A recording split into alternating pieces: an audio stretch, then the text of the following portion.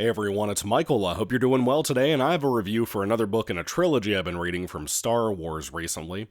This is part of the Kevin J. Anderson trilogy of Jedi Academy, and this is the second book. It's called Dark Apprentice. The cover says Volume 2, Dark Apprentice, but anyway, this book is about 350 pages long, and it follows Jedi Search, which is the previous book that I really enjoyed no matter what everybody told me, and I'm starting to see the kinks in the armor at this particular moment. So, there's a lot of subplots in this book. You could argue there's a main plot, but there's really not a great main plot. You know, you would think it being called Jedi Academy, there'd be a massive focus on that, and boy, do I have such a revelation for you. It's not. That's like maybe 25% of this book, which is super irritating, because the first book, I understood, Jedi Search was setting up, getting to Luke and his academy set up for this book, and the next book, Champions of the Force.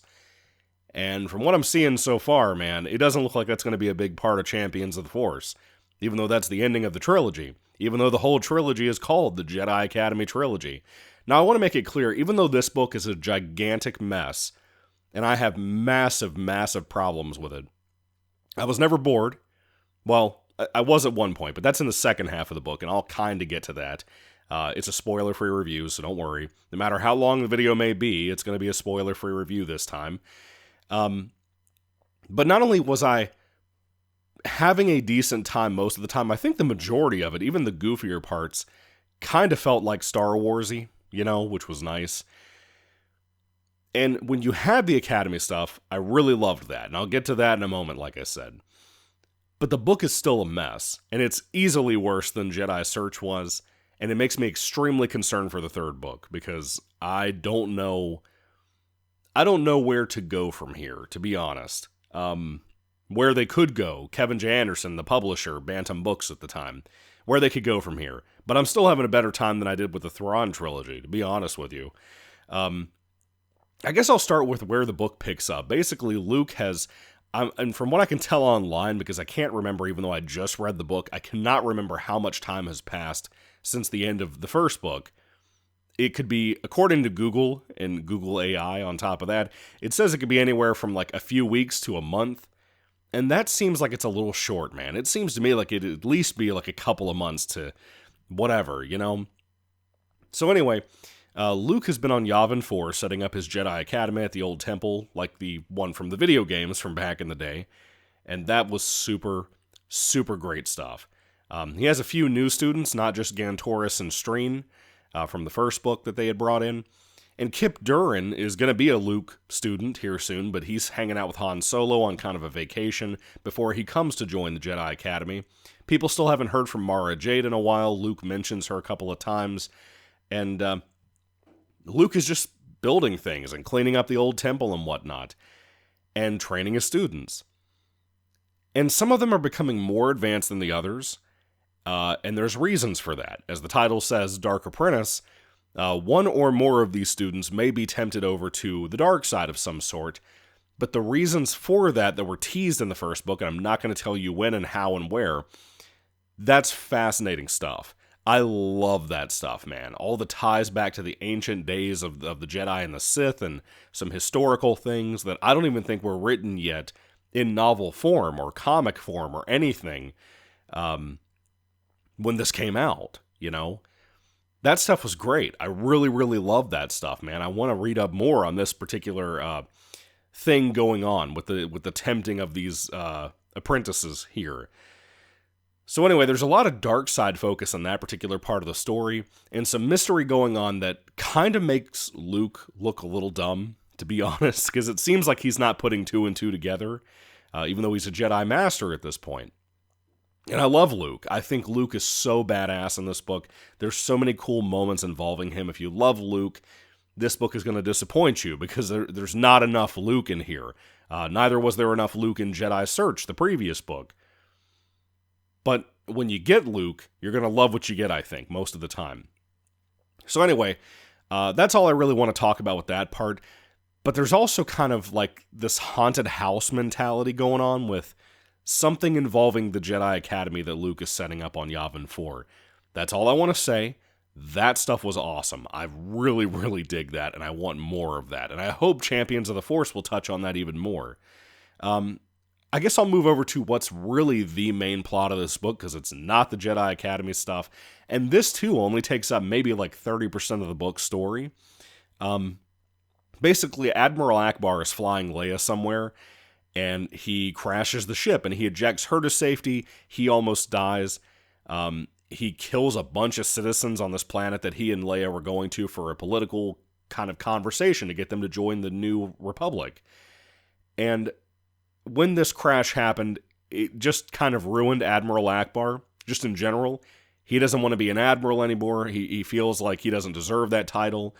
He feels like he's killed too many innocent people because of an accident, which is, to me, very bizarre. But this book has this whole thing, and this is an early EU book, so remember this about the Legends canon.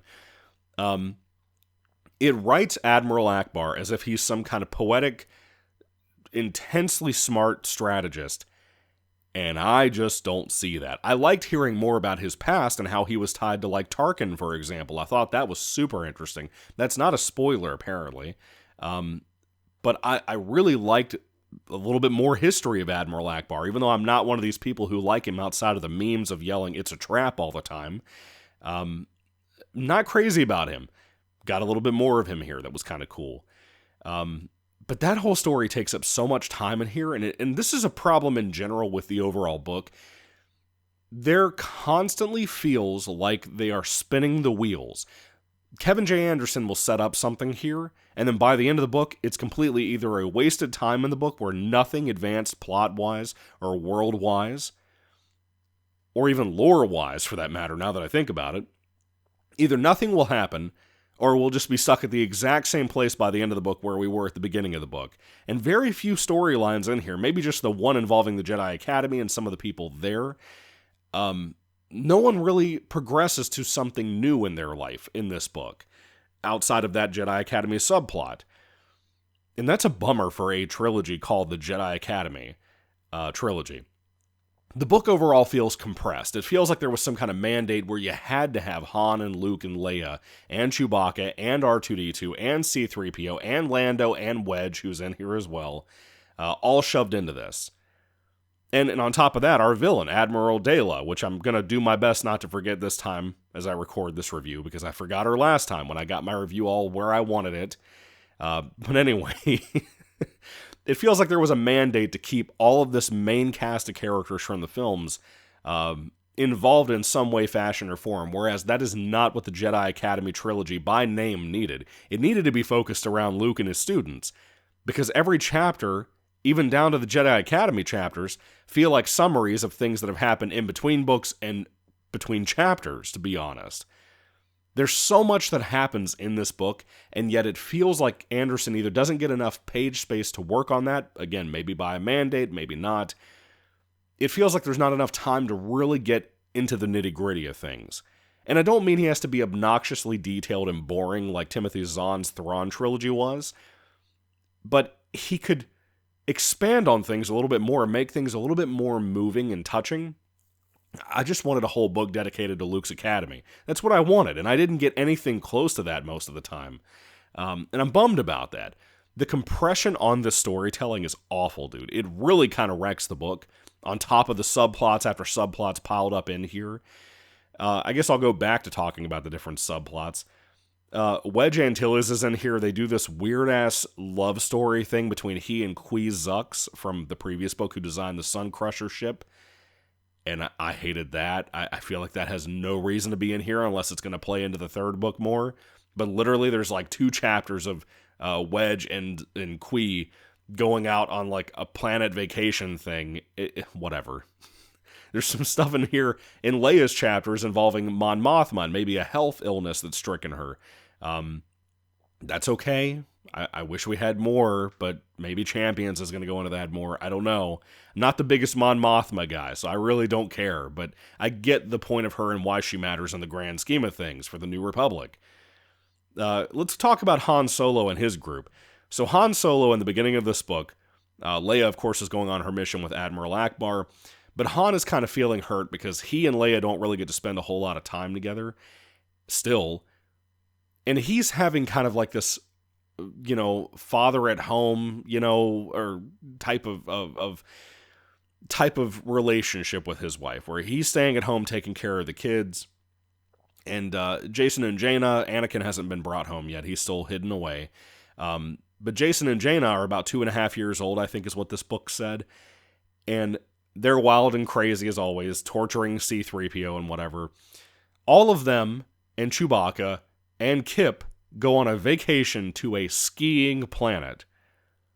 Yeah, you heard me. Skiing.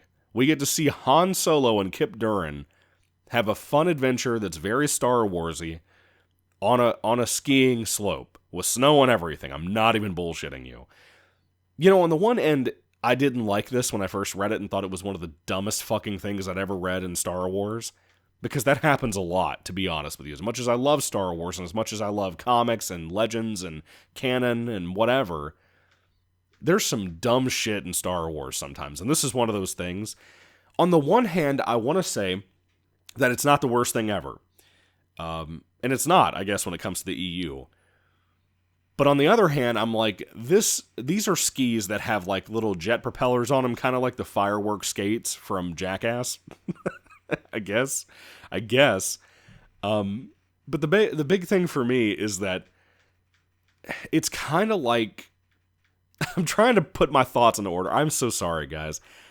My brain feels fried as I talk about how weird this is.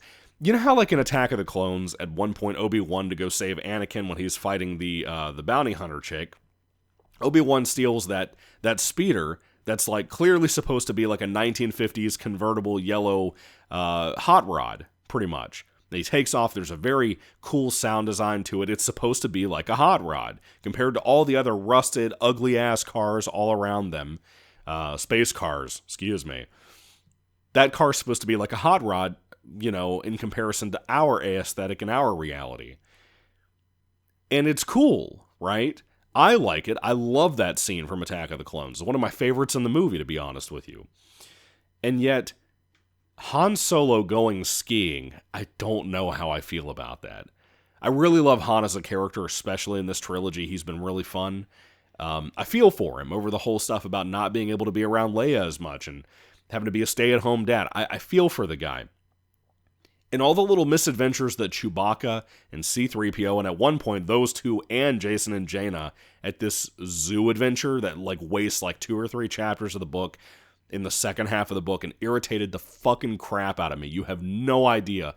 I wanted that whole portion to get deleted from the book because, again, it's inconsequential. I don't see how that could even play into a third book, to be honest. Maybe in the slightest regard, but outside of that, I get the fuck out of here, Kevin.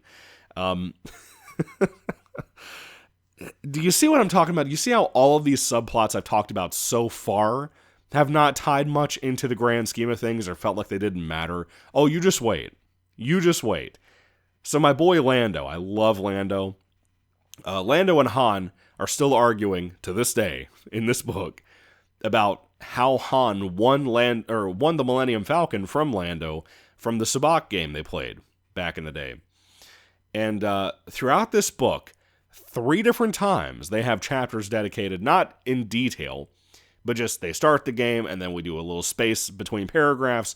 We start up after someone loses the game. And throughout this book, there's this big debate on who's going to have the Millennium Falcon, and one person winning it, then the next person winning it, and back and forth throughout the book. And they talk about this so much. The first time they play this Sabacc game is because Han and Lando get into an argument after Han gets the news about Leia and Akbar's crash. How Leia could have totally been killed. But no, let's just sit down and have a fucking game. How about we do that? That's the kind of logic you're dealing with in this book. And it just gets in the way. That whole Sabacc game festival part of it could be fun. It is kind of fun watching Han mope about things. How much he misses his wife, being a dad, and then also on top of that, losing his ship, gaining his ship, losing his ship, back and forth throughout the book. Lando is fun and charming there. Han can be funny in those moments. There's a couple of scenes in here I really love with Han, for example. There's a scene where the lights in the room won't stay on. Vocally, you're supposed to speak out loud and say lights, and the lights are supposed to come on. And for some reason, it doesn't make any sense in universe, but still here it was kind of fun to watch. The lights wouldn't come on and stay on, and he kept getting angry and yelling louder and louder in the middle of a conversation with C-3PO. And I think Chewie was there too. And that was fun. I liked that. But, yeah. So let me talk about, I believe, after I've looked all over the book here, well, I'll talk about 2 more things. This is a long review, I'm sorry. Kip Durin, I love him. Great character. I think some of the things done here with him are a little messy. And when I say that, I mean really, really messy. There are characters in here that one moment they're acting their usual way, and then the next moment, between chapters, it's like they've turned into a completely different person. And that happens with Kip a couple of times in here, and I really don't like it. I feel like it wastes Kip. If this was ever adapted to movies or like a show or something, I would feel really sad on how Kip could be treated unless these things were expanded upon. But overall, I really like Kip. I really think he's a fun, talented character. I know that's weird to say about somebody who doesn't exist. They're talented. But he fits into this. And I like how he and Han Solo have this relationship before he goes off to be at Luke's academy, where he's kind of like an oldest adopted son to Han. And I really, really like that. There's something really emotionally good about that. And I hope we have some good stuff with that involved in Champions of the Force, the next book. But I don't know. I feel like they won't. I feel like Kevin's not going to go into that as much as he needs to, just because of the design of this book and how messy this book is. It's a bummer to see how good Jedi Search was to me and then get this. Let's talk about the villain, or non-villain thereof, Admiral Dayla and her team. Now, I liked her in Jedi Search okay. She was fine. She kind of just felt like a female Tarkin, or even a female lesser Thrawn. But she was okay. I didn't hate her. I thought she was okay. Admiral Dayla is so forgettable, and anything involving her whole fleet is so forgettable in this book. And they do some evil shit, don't get me wrong. We're talking about decimating planets, which we've already seen before in Star Wars. I need a little bit more sinister shit to make that stand out more. That's why I forgot her the first time I tried to record this review. But Admiral Dayla, after reading this, she just feels even more incompetent. She just feels like she's even more boring than in the first book. And in the first book, again, I understand her being an apprentice and a lover to Tarkin, and her obsession with him is very much here too. I like all that stuff. It just feels not as good here. And again, with all of the shit happening in here, with these stupid-ass subplots involving everything from the twins getting lost at the zoo, to C-3PO and Chewbacca looking for the kids at the zoo and the other parts of those chapters, to Han going skiing at the beginning of the book, to all the Admiral Akbar self-hate and shit. All of this stuff piles up and gets in the way so much that there's not enough room for the Academy stuff, and there's not enough room for Dayla to actually develop more as a villain, to be honest. I just don't like what this book did most of the time. I enjoyed reading the book. I want to make that clear. I had a fun time reading the book a lot of the time, but that second half of the book really drops the ball in so many ways, man. I didn't believe people after I read Jedi Search that it was going to be this bad for this book. And if you look at my Goodreads updates, if you follow me on there, like, dude, I was giving it positive reviews up until like a little over the halfway mark. And then it just started to shit the bed, and I started having realizations of how much of my time was wasted and how little focus there were in an Academy trilogy focused on the Jedi Academy. You needed more time on that, especially for all the things that happen there. There are so many things that happen there that matter so much, and it feels like, again, like 20% of the book, 25% of the book was dedicated to that stuff when it's named after it, you know? Can you imagine if you read the Darth Bane trilogy and like he was in like maybe 15% of the book? Can you imagine what that would be like, the reception of that? You can't just falsely advertise that way. That's some horse shit, man. I don't know what happened here. I don't know if it's a Bantam Books thing, a George Lucas thing, a Kevin J. Anderson thing, which is kind of what I'm leaning towards here. But it just feels like a mess, man. This has the worst case of middle book syndrome I think I've ever read in a book. A lot of the time that just is applied to trying to set up a third book when there was no second and third book originally, And a lot of the time that means the second book is just boring. That's not the case with this. It's just a gigantic mess for 350 pages and doesn't focus on what it needs to focus on. And again, that may have been something outside of Anderson's control. That may have been a Lucas rule or a Bantam Books rule where you had to have all of these main cast in the book. But you are shooting the book and the audience in the foot. You've wasted my time, and I'm irritated about it because of what was set up for this book by Jedi Search. You know? I don't know. I'm really irritated about it, and I don't want to ever read this shit again. And if I do, I'm going to skip to all the Academy chapters, and that's all I'm reading in it. Unless something really matters from this book on those other subplots for Champions of the Force after I read it, God willing, then I'll read that other stuff. But otherwise, no. If it's not an Academy chapter, I wouldn't even waste my time in this book ever again, to be honest with you. Whereas, meanwhile, it kind of contaminates Jedi Search and makes it a lesser book. And I really enjoyed that book. I thought it was way above average. So anyway, when it comes to Star Wars Jedi Academy Book 2, Dark Apprentice, this was bad. This was a bad read. It's so all over the place, and I don't want to waste any more of your time. I'm sorry for such a long review, but there was so much to talk about with all the damn subplots.